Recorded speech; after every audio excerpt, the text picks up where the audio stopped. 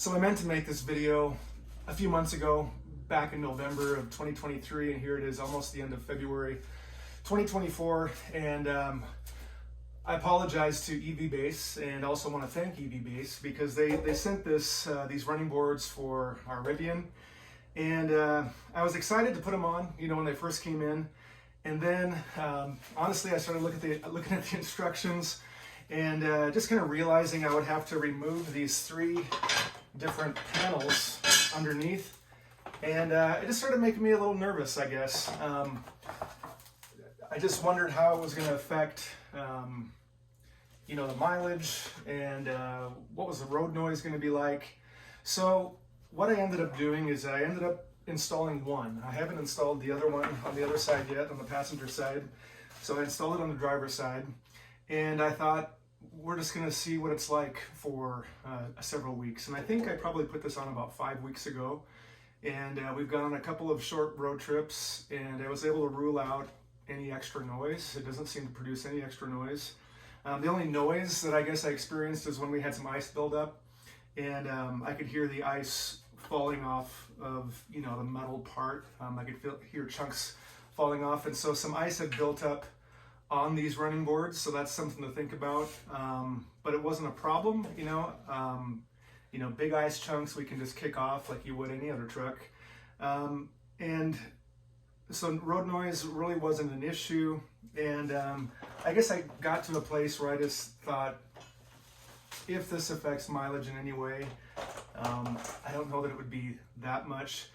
And initially I thought, because EV Base has also sent me instructions on how to actually cut the holes in these panels, so that when you install these brackets underneath, and just so you know, there's only 3 brackets you have to install, evenly spaced along the running board, that they sent instructions for where to cut holes and templates for how to cut holes in these, these panels underneath the body. And even that, just started making me nervous, like, man, I don't want to start cutting into these panels. And so what I decided to do, I just took the panels off. I'm going to leave them in my garage. And if someday I decide to remove the running boards, I can just pop the panels right back on, and no harm has been done, and really nothing to notice. And so the way I've installed it, obviously I haven't cut into the panels. I just took the panels off. There's no alterations you have to do on the underside of the Rivian. We just took out a few bolts, bolted these in, and it's been super solid. And the thing is, we were also testing it out just to see if we even needed it, if we liked it. And one thing we've noticed about in the Rivian is that for some people, like when I've had my dad here to visit, it can be kind of tough for him to get in and out of the truck. And I know that they've implemented a feature where you can have the truck kneel, and we do that, but it can still be somewhat of a challenge finding a place to hold on to inside the Rivian, and just to kind of get yourself into the truck. So we've noticed, even with ourselves, where my wife and I, we weren't necessarily struggling getting in and out of the truck, but this has just made it a lot easier. And we like the fact that when we use it, we feel like we're saving wear and tear on the seats on the inside. And the other thing that I kind of like is, I feel like it's just one more thing to protect the body from rocks. So there's been no negative for us. Installation was easy. The only thing that just makes me scratch my head is that this particular spot right here is where it seems to collect dirt. Dirt just likes to kind of pile right here. I just took through just a touchless car wash, and I came out of the car wash, and this little pile of dirt was still here. So as that dries, I guess it can just be wiped off. Again, not a big deal. So overall, I've liked using the running board, especially with the rainy weather and the snowy weather that we've been having. It's right now, as I record this, it's the end of February 2024. It's been nice having something to kind of step on and then get into the truck. We've really liked that. So yeah, thanks again to EV Base. They sent this to me to check it out. Like I said, I've used this side for a month or more, 5-6 weeks, and now today I'm going to install the passenger side, and I'll try to get some clips of that for you to watch. Here's what I used for this part. I used a 10mm socket with this small extension to get up inside the panel. I also used a T20 Torx driver, and then just a screwdriver to hold that Torx. I didn't need a long extension. In the instructions, it says that you should use an impact driver for that part. I think for that part, but I didn't need it. This was enough. They were surprisingly easy to take off. All of the metal clips stayed on the panel for this middle portion, but only one of them stayed. No, two of them stayed. This metal clip is probably underneath. Yeah, if I can find it. There it is right there. So I got to take that back out, and I'm going to put it back on here and save it with that one. And then I heard one of these fly, so I got to look around my garage for one of these. One stayed, and this happened on the other side too. Yeah, there's one of the clips stayed up in there. So I'm going to take, there's a couple more. So I'm going to take those out and save them with the panels, and then put the panels up high in the garage somewhere and save it for if I ever take these running boards off.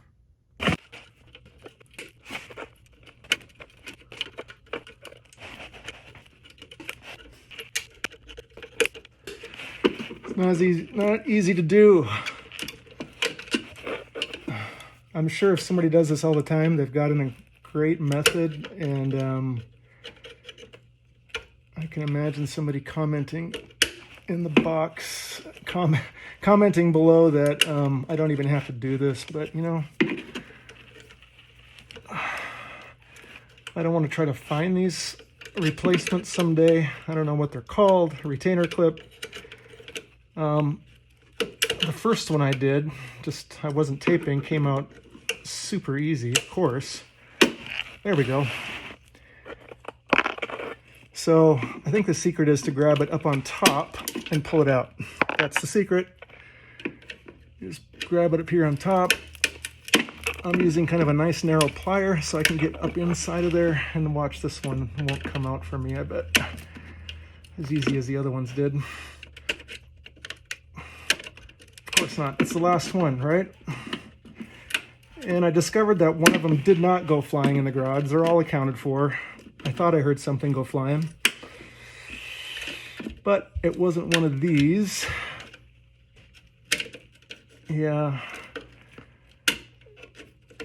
You know, I'm getting tempted to leave one right where it's at. But I'm going to persist because it's the last one. Why not just get it, right? So I want to bring this toward the outside is what I want to do.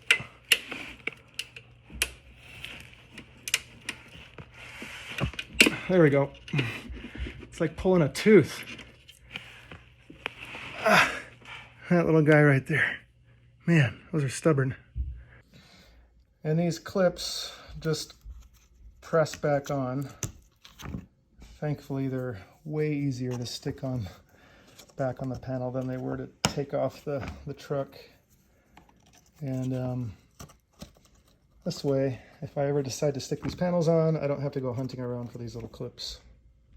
So this is what I pulled off to get those panels off. Here's the 2 Torx screws. And then I keep them in a little dish. And I'm gonna tape all of this hardware to my panels when I get those cleaned off. And then there was these 3 10mm bolts. So here's the tools I was using. So the front bolt near the front tire used a 15, and then the middle bolt and the back bolt near the back tire used a 17. EV Base sent me this tool for breaking that Torx head, and you probably saw on the middle one I was really struggling, and I think I cross-threaded it. So, and I just couldn't get it to go straight, and I was probably torquing on it way too much, and I ended up breaking it. So I'm kind of bummed about that, but I was able to flip it around and use this side, and you saw me using this as well. It's a piece of conduit, I don't know, about 4 feet long, and I would put this conduit on the handle of both of these tools just to get that initial turn because it was so stiff. And but then when I cross-threaded this bolt, not this bolt right here, but when I was cross-threading that bolt, I took it out a few times, put it back in, and it just kept on going in the same spot. And so I think, obviously my bad. I just wrenched on it too hard. Should have stopped. I didn't even realize how hard I was pulling on it, but I bent the conduit. I broke the tool. And so then what I did is I just used a short piece of conduit. I stuck it onto this part so I don't have quite as long of a handle. And then I was able to finish up the job using this. And the last one didn't get cross-threaded. So out of the 6 of these Torx head bolts, one of them ended up cross-threading, but I was able to get it tight anyway. So not real happy about that, but anyway, I have all the brackets in place. Other tools you saw me maybe use is I gave it a pop with this mallet. Not too hard. I just kind of wanted to straighten out the bracket because it was kind of going in a little bit slanted. So I just gave it a slight pop with that. And I should have been wearing these, particularly when this came flying off. But thankfully it didn't hit my face. Anyway, good idea to wear these.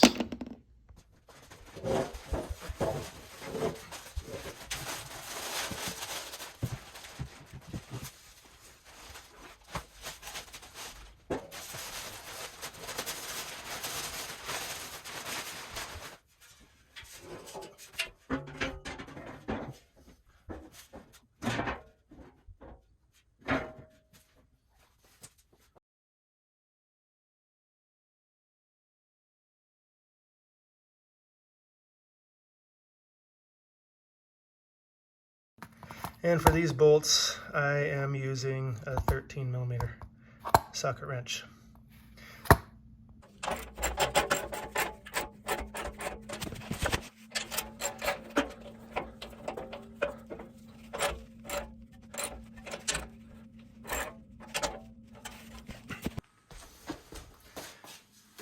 All right, so there it is. It's installed. I shoved it as far as it could go in before I tightened these.